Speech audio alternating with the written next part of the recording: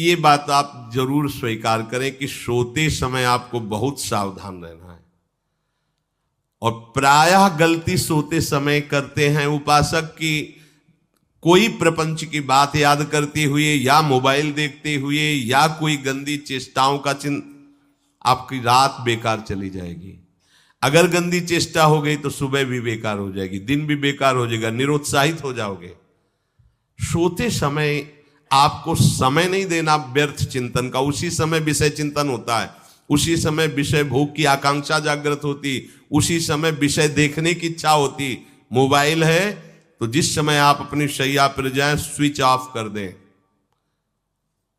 उसमें मैसेज घंटी आने का कोई भी रास्ता मत रखें। मान लीजिए आप उपासक हैं भगवत प्राप्ति के, 30-35 वर्ष ये नहीं था तो सब मर नहीं गए थे। और बोले इमरजेंसी, जब इसकी 30-35 वर्ष से पहले इसकी कोई रचना नहीं थी, मुझे लगता है, क्योंकि 30-35 वर्ष में ही इसका विस्तार देखा है। नहीं तो कभी किसी के पास मोबाइल नहीं। कोई बड़े अधिकारी तो इतना बड़ा वो, इतना बड़ा वाला वो ऐसे रखते थे। नहीं तो मोबाइल तो हमें लगता है 30-35 वर्ष। तो फिर इमरजेंसी कैसे चलती थी? कैसे चलती थी इमरजेंसी? और आप ब्रह्मा हो क्या कि इमरजेंसी संभाल लोगे? स्विच ऑफ करो। जो सब इमरजेंसी संभालने के लिए तैयार रात दिन न सोता है, वो हर समय जागृत रहता है, वो हमारा आराध्य देव है। स्विच ऑफ करो, चिंतन लगाओ श्री जी का। ये जो रात्रि के शयन के समय मोबाइल में इधर उधर दृश्य देखने हैं, अपने सर्वनाश का बीज बोना है। मान लो, हमारी प्रार्थना मान लो, ये उस समय मन आपको परेशान करेगा जब कमरे की सिटकिनी अंदर से बंद होगी। सबसे प्रार्थना है रात्रि के शयन के समय। तो बोले फिर ठीक है 10 बजे तक देख लेंगे मोबाइल, इसके बाद शयन के समय भजन कर लेंगे। होगा ही नहीं। क्या तुम देखना चाहते हो? प्रिया प्रीतम के सिवा और कुछ क्या देखना चाहते हो? वो तो सुभग सुंदरी सहज सिंगार, सहज शोभा सर्वांग प्रति सहज रूप वृषभानुनंदिनी। हमारी स्वामिनी जी की सुंदरता छुपाने के लिए आभूषण पहनाए जाते हैं। औरों को तो आभूषण सुंदरता बढ़ाने के लिए, यहां छवि के छिपाए बे को ऐसे के दास होके क्या देखोगे मोबाइल में? क्या देखना चाहते हो? वासना की क्रीड़ा, और तुम उस क्रीड़ा को देखना चाहते हो? परमार्थ के पथिक हो। देखना है तो प्रभु को देखने की वृत्ति रखो, अन्यथा मूंद लो आंखें। प्यारे, महान फल प्राप्त करोगे। सबसे प्रार्थना है एकांत में मोबाइल रूपी दुश्मन से बचो।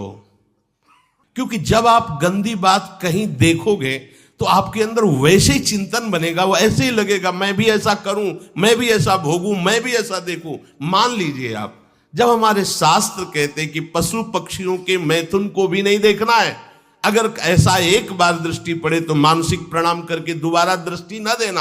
और आप मोबाइल में ऐसी चेष्टाएं देखोगे, कैसे आप भगवत भजन करोगे? कैसे भगवत प्राप्ति का उद्देश्य रख पाओगे? ये कलयुग की बहुत महीन चाल है कि उसके बिना काम नहीं चलेगा और हम तुम्हें काम से युक्त कर देंगे। इसके बिना काम चलेगा नहीं, तुमको रखना पड़ेगा। और जब तुम इसे रखोगे तो हम काम अपना कर लेंगे। कलयुग ने कहा हम अपनी व्यवस्था बना लेंगे। यहां कह रहे जब आप नींद में जा रहे हैं तो बिल्कुल मानो मृत्यु शैया पे जा रहे हैं। आपको उस समय नाम जप में बहुत ध्यान देना है, कहीं मन बहक ना जाए। तो क्या होगा, 5-6 घंटे जो आप लेटोगे ना, वो भी भजन हो जाएगा। हमारा जो सततम योमाम स्मरति नित्यशा है ना, ये पूरा हो जाएगा। नहीं उस समय हम सो जाएंगे तो हमारा 6 घंटे का वियोग हो गया, 6 घंटे भजन रुक जाएगा। और ये 100% पक्की बात अनुभव की कहते हैं, यदि सोते हुए भजन करोगे तो जगते। कई बार तो पकड़ा है कि अगर आधे पद में बेशुद्ध हो गए तो वो पद पूरा जगते ही शुरू हो गया है। मतलब बीच में स्थिति भागवती की रही। जैसे बेहोश करते समय हमने कहा था जब ऑपरेशन के हमें बता देना, तो उनका बाबा अब इंजेक्शन लगाने वाले हैं तो वो 1 मिनट हमें केवल दीजिए, अपनी चित्तवृत्ति। तो जब होश आया तो वही पहले चिंतन चल रहा था, वही चिंतन। जैसे सोने के समय बेहोश हुए तो जगने के समय वही चिंतन, ऐसे ही इंजेक्शन से जब बेहोश हुए और जब होश आया तो वही चिंतन चल। बहुत बड़ा चमत्कार अभ्यास का है। नींद खुले तब से लेकर गाढ़ नींद आने तक स्मरण में कभी रुकना नहीं। और आपको एक छूट दे रहे हैं। कभी कभी क्या होता है कि एक मंत्र में, एक नाम में जैसे बहुत देर अभ्यास करते हैं तो मन उबने लगता है। इसका स्वभाव है, ये अनुभव की बातें कहते हैं। इसका स्वभाव है नवम नवम, नहीं तो ये मतलब, तो इसको हम लोगों ने कैसे फंसाया है। जैसे गुरु मंत्र जप रहे, अब 2-3 घंटे लगातार गुरु मंत्र जप, अब इसको उबन बढ़ी, अब ये छोड़ रहा है, बीच बीच में पता चलता है छोड़ना चाहता है, छोड़ रहा है, तुरंत इसको नाम में फंसाया। अब थोड़ी देर नाम में चला, फिर उब रहा है, बहुत विचित्र है ये, अब उसको फंसा दिया। उस पीछे की बात अभ्यास के समय, नमामि शमीशान निर्वाण रूपम विभुम व्यापकम ब्रह्मवेद स्वरूपम। चिंतन, पदगान करे, ये भगवान शिव पदगान कर रहे हैं और उसका चिंतन, निर्वाण रूपम विभुम व्यापकम ब्रह्मवेद स्वरूपम। अब अपने यहां अवसर है, सुंदर सुंदर कोई पद गुरु मंत्र जब करते हुए मन जब उमने लगे, राधा वल्लभ श्री हरिवंश, राधा वल्लभ श्री हरिवंश, राधा वल्लभ श्री हरिवंश, इसमें भी उमने लगे, शुरू कर, जोई जोई प्यारो करे सोई मोही भावे, भावे मोही जोई, इसमें भी उबले लगे। सुधा निधि का कोई एक लाइन ले लो, ब्रह्मेश्वरादि सुदुरूह पदारविंद श्रीमत् पराग परमाद्भुत वैभव, ब्रह्मेश्वरादि सुदुरूह छोड़ना नहीं है, तू भाग में नवम नवम दे रहा हूं, नवम नवम। इसको फंसाने के लिए आपके पास अस्त्र हो, जैसे यहां चाकू, यहां पिस्तौल, तलवार, ये वो सब बिल्कुल वीर सजा रहता है, ऐसे ही अपने लोग सजे रहते। छोटा राधा, अब एकदम चिपक गया है आके, तो कैसे मारे, तो छोटी चाकू है ना वैसे, राधा राधा राधा, थोड़ा दूरी राधा वल्लभ श्री हरिवंश, थोड़ा और दूरी गुरु मंत्र, बड़े बड़े अस्त्र अपने पास रख ले, बहुत भाग रहा है तो फंसा दिया। प्रथम यथावति प्रणव श्री, अब लग पूरा पदगा, पूरा पदगा उसमें लग, प्रथम यथामति प्रणव। भोजन पाते समय ऐसा अभ्यास किया है, 1 घंटा के पहले भोजन नहीं होता, चाहे 2 रोटी पाना हो, समय लगता है भोजन, आराम, एक एक नाम, एक एक, कुछ भी हल्ला मचाओ, कोई फर्क नहीं पड़ेगा, अपना चलेगा। अभ्यास स्नान के समय, भोजन के समय, किसी क्रिया के करते समय, किसी से बात करते समय, सोते समय, ये विशेष स्थान जहां में सावधान रहना है। यहां भजन छूटता है, ध्यान देना, यही भजन छूटता है। चलते समय, क्रियावान होते समय, प्रसाद पाते समय या किसी से बतराते समय, ये सब भजन के छूटने के स्थान है और यही पकड़ना है भजन को। जब आपको बिल्कुल न लगे तो मानसिक सब बंद कर दो और गुनगुनाने लगो। जो धुनी आपको अच्छी लगे उसी में नाम, कोई नाम लेके, संसार का चिंतन न होने पावे, चाहे जो कुछ तुम जहां तुम्हारा मन आवे, गंगावरी गोदावरी, कुछ भी, भागवतिक चिंतन के सिवा संसार के चिंतन न होने पाए। पहले ऐसे अनन्य बनो, फिर बाद में अनन्यता आती, रसना कटो जो अनरट। हाँ भी विषय चिंतन कर रहे हैं, प्रपंच कर रहे हैं, बोले रसना कटो जो अनरटो, और नहीं बोल सकते, प्रपंच बोलेंगे बस, रसना कटो, ये शब्द वहां नहीं आते। पहले हम आपको छूट देते, भक्त चरित्र, भगवान की चरित्र, नाम, कीर्तन, मंत्र, जो भी चाहो, संसार का चिंतन मत होने देना, पहले ये पकड़ो, फिर आगे चल करके जब पवित्र हृदय होगा तब ये निष्ठा आती, रसना कटो जो अन रटो, निरखियन फुटो नयन। मान लो संसार का चिंतन नहीं करने देना है इसको, आप जैसे बने वैसे करो भागवतिक चिंतन, कोई नाम ले लो, कोई मंत्र ले लो, तुम्हें जो प्रिय लगे, हम छूट देते हैं। ये नहीं करे कि रसना कटो जो अन रटो, ये बाद की बात है, हमें पहले इसका संसार चिंतन रोकना है। कैसे छूटेगा, कैसे छूटेगा, हमें यह पकड़ना है। नहीं तो निष्ठा की बात, जो हरि नाम जगत त्रिशिरोमणि वंश बिना कब हूं, हरिवंश बोलेंगे नहीं, हरि बोलना नहीं है, हरि बोलना नहीं, क्योंकि जो हरिनाम जगत त्रिशिरोमणि वंश बिना, हरिवंश बोलना नहीं है क्योंकि प्रपंच में रति। तो क्या करो, जो तुम्हें प्रिय लगे पहले उसे पकड़ो। ये हम अंदर की बात कह रहे, प्रवचन की बात नहीं कह रहे। मन को फंसाना है हमें। राम कृष्ण हरि जहां लगे इसको लगाओ, पहले इसको फंसाओ, संसार का चिंतन न होने दे। गीता भागवत भक्त चरित्र कुछ भी कहीं भी इसे फंसाओ, पहले संसार का चिंतन न होने दो, फिर लाओ इसको घुमा के निकुंज वाटिका में। फिर तो भागेगा ही नहीं, फिर नहीं भागेगा।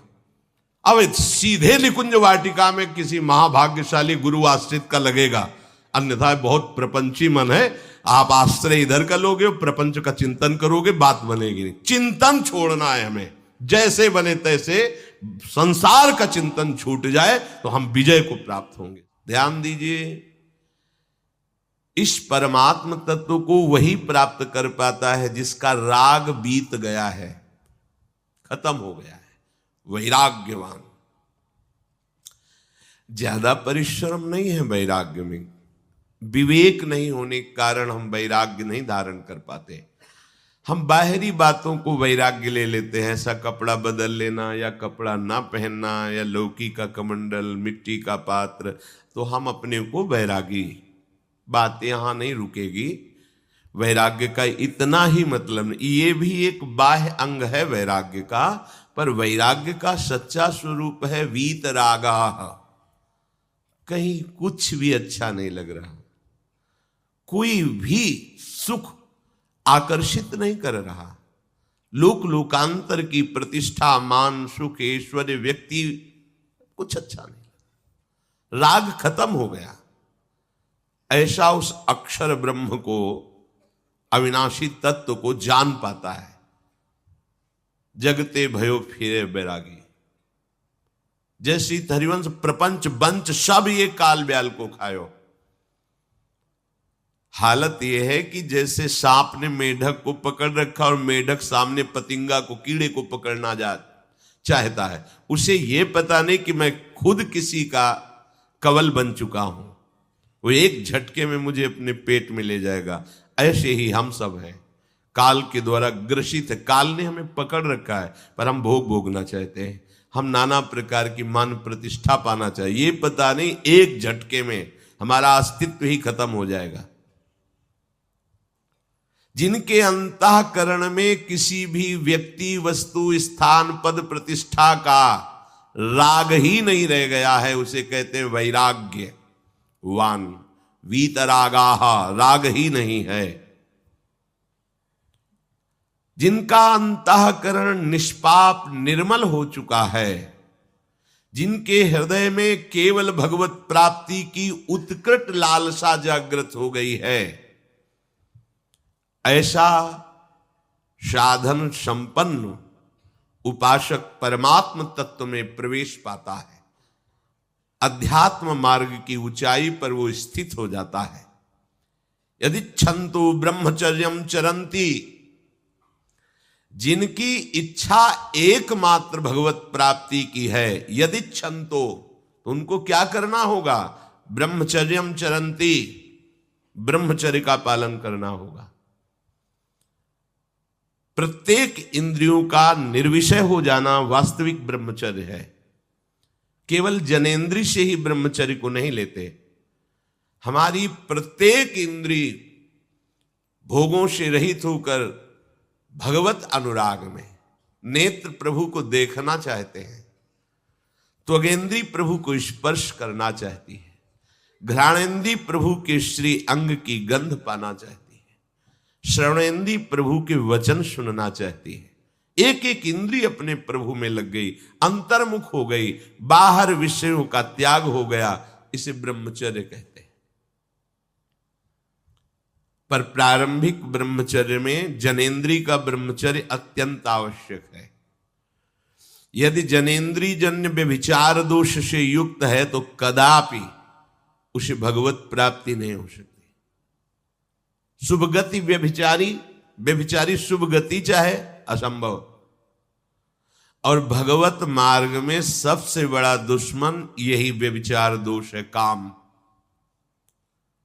इसी से हमारा हृदय मलिन होता रहता है। अंधा बटे और पड़ा चबाए वाली दशा रहती। कहते हमें 50 वर्ष हो गए। अरे 50 जन्म हो जाए तुम व्यभिचार करो, गंदी बातें करो, गंदे चिंतन करो, सो समय व्यतीत कर, अनंत जन्म व्यतीत हो गए, भगवत प्राप्ति हुई क्या? 50 वर्ष से भगवत प्राप्ति हो जाएगी क्या? 5 मिनट काफी है भगवत प्राप्ति में, एक बार नाम काफी है। वो स्थिति तो लाओ। बार बार बहिर्मुख वृत्तियों के द्वारा विषयों में सुख बुद्धि कर लेने से हमारा सारा का सारा अध्यात्म चिंतन बदलता रहता है, इसलिए लाभ नहीं मिल पाता, एक रस चिंतन नहीं रह पाता। बार बार विक्षेपी विषय करते रहते हो, हम सहते रहते हैं और भोगते रहते हैं। एक बार तो हिम्मत करके उठो, अवलो नशानी अब ना नशई हो, एक बार तो दृढ़ बनो। बस मन के अनुकूल चलने की बात को तुम्हें रोकना होगा, तभी तुम्हारे अंदर यदि क्षण तो ऐसी इच्छा जागृत होगी। पक्का पक्का ऐसा ही है।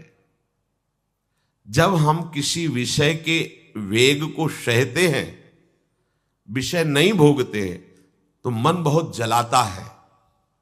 उस जलन में फिर एक ही बात होती है, बस भगवत प्राप्ति हो जाए, झंझट खत्म हो जाए। कब तक हम इसमें चलेंगे? एक बार भगवत, वो जलन हमको भगवत प्राप्ति की इच्छा प्रकट करती है। अपने लोग क्या करते हैं? जलन को मिटाने की कोशिश करने लगते हैं, तो भगवत प्राप्ति की इच्छा क्या, भोग प्राप्ति की तृष्णा जागृत हो जाती है। भोगे हुए भोगों को बार बार भोगने की इच्छा का नाम तृष्णा है। बाहर और भीतर से कोई सहयोगी नहीं, जल रहा है उपासक, तब रास्ता निकलता है भगवत प्राप्ति का, तब इच्छा प्रकट होती। अब नहीं, बहुत जल लिया, अब तो केवल प्रियाजू के समीप जाना है, अब तो प्रभु के सानिध्य में रहना है, नहीं इन भोगों की जलन में जलना है। पर यहां तक पहुंचने के लिए जलना होगा, तभी लिखा सहित सहित बाढ़ है भगति तास्तिति क्षस्व भारत, क्योंकि आगमा पाइनो अनित्यास, ये नाशवान काम क्रोधादि तुम्हें प्रेरित करेंगे, तुम इनके वेगों को सह जाओ। ये स्थायी नहीं है, आगमा पाइनो है, आने जाने वाले हैं, और ये सहन करने से नष्ट होते हैं, भोगने से बढ़ते हैं। यदि क्षंतो, अगर भगवत प्राप्ति की इच्छा है तो ब्रह्मचर्यम चरंती, ब्रह्मचर्य का पालन करना ही होगा, इसमें कोई गुंजाइश नहीं, क्योंकि आप चल ही नहीं सकते। ध्यान से सुन लो, ये मनोरंजन का मार्ग नहीं है, इसमें मन ही मार तनहारिक वृंदावन में गाज, इसमें मन मारना होगा। प्रायः ये मन को दुलार करने वाले लोग कभी भाग्य से सत्संग में भी आ जाते हैं, कभी श्री विग्रह के दर्शन करने भी मंदिर पहुंच जाते हैं, कभी तीर्थ याटन भी करते हैं, पर इनका कोई लक्ष्य नहीं होता। आज सुन लिया सत्संग, बढ़िया है, लक्ष्य नहीं होता। यहां लक्ष्य वालों की बात हो रही। यदि क्षंतो, यदि तुम्हारी ऐसी इच्छा जागृत हो रही किसी जन्म में भगवत प्राप्ति करनी, तो ब्रह्मचर्यम चरंती, आप सच्ची मानिए, जिसके निकालने में तुमको सुख की अनुभूति हो रही, उसको रोकने में कितनी सुख की अनुभूति होगी। उन्मत्त हो जाओगे, बहुत जल्दी आपके सारे के सारे करण भगवदाकार होने लगेंगे यदि आप ब्रह्मचर्य का पालन करेंगे। शरीर स्वस्थ, हल्का, मन प्रसन्न, नींद आदि पर विजय, कितने गुण ही गुण। और ब्रह्मचर्यहीन आलस्य, प्रमाद, भोगों का चिंतन, मन का डिप्रेशन में पहुंचना, कमर में दर्द, टांगों में दर्द, सर में दर्द, घबराहट होना, बिना किसी कारण के मन भयभीत हो रहा है, भोजन अपच हो रहा है, बिना किसी प्रक्रिया के वीर नाश हो रहा है, बिना किसी प्रक्रिया के। काहे को मृत्यु स्वयं स्वीकार कर रहे हो, ये मृत्यु है। चाहे भगवान दत्तात्रेय जी बोल रहे हैं या भगवान कपिल देव जी बोल रहे हो, जब उपासक को संबोधन करते हैं भगवत प्राप्ति के लिए, तो कहते हैं कि इस भोग वृत्ति को साक्षात मृत्यु रूप देखो, ये मृत्यु है तुम्हारी। जब शरीर राग त्यागना है तो तुम शरीर से भोग भोगोगे तो आसक्ति शरीर की पुष्ट होगी, आसक्ति भोग सुख की पुष्ट होगी, है नहीं। कितने दिन शरीर रहेगा, कितने दिन भोग रहेंगे। विचारवान बनो, ब्रह्मचर्यम चरंती, ब्रह्मचर्य का पालन करो। उपासक जो ब्रह्मचारी होता है उसका खिला हुआ चेहरा रहता है, जैसे कमल खिला हुआ, बिना किसी कारण के उसकी मुख मुद्रा में प्रसन्नता होती है। जो ब्रह्मचर्यहीन होता है बुझा हुआ चेहरा होता है, तेजहीन, बिना किसी कारण के वो शोकग्रस्त लगता है। बैठा है, आपको लग रहा है शांत है, लेकिन आप चेहरे को देखो, वो एक शोकग्रस्त है, कुम्हलाया हुआ चेहरा, अशांत चेहरा। मुख प्रसन्न, तन तेज विराजा, यह है ब्रह्मचर्यम चरंती, भगवत आराधन संपन्न उपासक का। जैसे आग में पैर रखते हुए कोई चले तो कैसे चलेगा, ऐसे ही ब्रह्मचारी की पहचान है। इतनी स्फूर्ति उसके अंदर होती, जैसे आग में चलने वाला पूरा पैर नहीं रख पाएगा, अगला कदम रख देगा क्योंकि ताप लग रहा है, ऐसे उसकी स्फूर्ति होती पैरों में। उसकी आंखें एकाग्र रहती है, चंचलता इधर उधर या बार बार झपकना यह विषयी पुरुष का लक्षण है। बार बार पलक झपकना यह विषयी पुरुष का लक्षण है। इधर उधर ताक झांक, चंचलता, ऐसा बैठे तिनका तोड़ रहा है, पैर हिला, ये सब विषयी पुरुष के लक्षण है। ये तो बिल्कुल साधारण स्पष्ट दिखाई देता है आदमी विषयी है या ब्रह्मचारी, एक सेकंड में लक्षण होते हैं। आपको जब भगवत मार्ग का अवसर मिला है तो गृहस्थ हो, संतान हो गई, ब्रह्मचर्य से रहो। नहीं चाहिए संतान तो भ्रूण हत्या, गर्भ हत्या जैसे महापाप करने की क्या जरूरत है। उसी वीर से संतान उत्पन्न होती है जिसको आप नष्ट कर रहे हो, जिसको आप ऐसे पानी में बहा रहे हो, व्यर्थ फेंक रहे हो, तो उसको भ्रूण हत्या का पाप लग रहा है, तो तुमको पुण्य लग रहा है, वीरपात कर रहे हो तुम्हें भी वही हत्या लग रही है, क्योंकि उसमें वही जीवात्मा है जो मां के गर्भ में जाके बालक रूप धारण कर लेती है, उसको तुम नष्ट कर रहे हो। पर बुद्धि भ्रष्ट हो गई है, समझ में नहीं आता, व्यर्थ में वीरपात करते हो, व्यर्थ में। तुम्हारा भजन बनेगा, तुम अध्यात्म के योगी बनोगे, मजाक है अध्यात्म का मार्ग। होश में हो जाओ, ये मन के दुलार को बंद करो। जब तक इच्छा ही नहीं भगवत प्राप्ति की तो फिर तुम कैसे भगवत प्राप्ति कर पाओगे। भगवत प्राप्ति की इच्छा कैसे होगी जब तुम्हारी इस तरह से निंदनीय वृत्तियां हैं। इंद्रियों को दुलार कर रहे हो, मन को दुलार कर रहे हो, भगवत प्राप्ति चाहते हो, आचरण नीच और चाहते हो उच्च पदवी। सावधान हो जाओ।